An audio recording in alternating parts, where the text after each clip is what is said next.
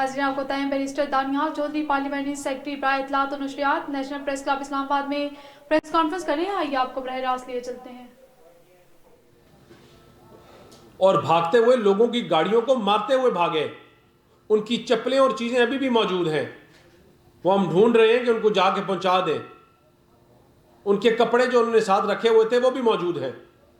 ये इनकी इल प्लानिंग थी, और इल प्लानिंग इसलिए कि जो उनका हदफ था कि एक इवेंट को सबोटाज करना, गवर्नमेंट को आगे ना चलने देना। हमने थ्रू आउट इस ऑपरेशन से पहले गवर्नमेंट ने कोशिश की कि इनके साथ बैठकर चीज़ों के ऊपर कोई अग्रीमेंट तय कर ली जाए कि हर पॉलिटिकल जमात का हक है पीसफुल प्रोटेस्ट करना, लेकिन ये किसी पॉलिटिकल जमात का हक नहीं है कि लोगों की जानें लेना। ये किसी भी पॉलिटिकल जमात का हक नहीं है कि लॉ इन्फोर्सिंग एजेंट्स की लोगों के को गोलियां मारना। यहां लोगों के गलों पे, पेट पे गोलियां मारी गई हैं।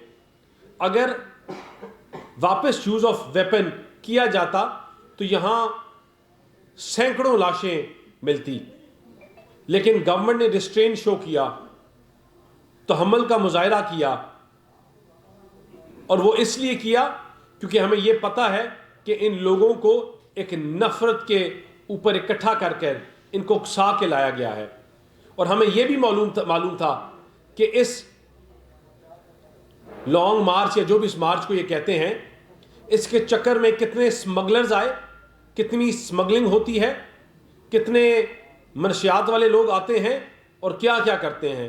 वो जो ग्रैंड ऑपरेशन किया गया रात को, उसमें बड़ी चीज़ें सामने आई, और उसमें जो अफगान शहरी पकड़े गए हैं उसके ऊपर भी इंटीरियर मिनिस्टर और गवर्नमेंट जो है एक पॉलिसी अपनी देगी अगले कुछ घंटों में या दिनों में, कि उसके ऊपर भी एक बड़ी स्ट्रिंजेंट पॉलिसी आ रही है कि ये पाकिस्तान कभी भी अलाउ नहीं कर सकता कि किसी और मुल्क का शहरी हमारे अमन और चीज़ों को डीरेल करे, इनमें इन्वॉल्व होकर इनको कमज़ोर करे, पाकिस्तान की मैशत को कमज़ोर करे।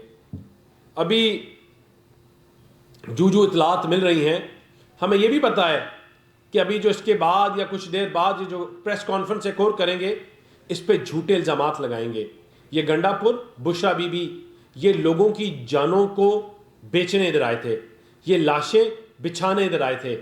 ये आए इसलिए थे कि उन गरीब लोगों को जिनको ये 5-5 हज़ार रुपया देकर लाए थे कि उनकी लाशों के ऊपर ये सियासत कर सके।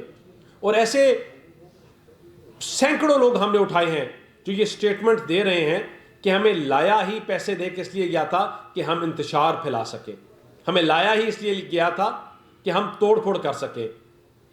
लेकिन इन तमाम चीज़ों के बावजूद गवर्नमेंट ने इसको बड़ा एमिकेबली हैंडल किया है, और ये जो प्रोपेगेंडा सोशल मीडिया पे चलाने की कोशिश कर रहे हैं, इसको ये एक बैलेंसिंग एक्ट करने की कोशिश कर रहे हैं कि जो लोग इन्होंने शहीद किए, लॉ इन्फोर्सिंग एजेंट्स की इसके बंदे मारे इन्होंने, उनके लिए उसको ये बैलेंसिंग एक्ट का एक काम करने की कोशिश कर रहे हैं और झूठ बोल रहे हैं।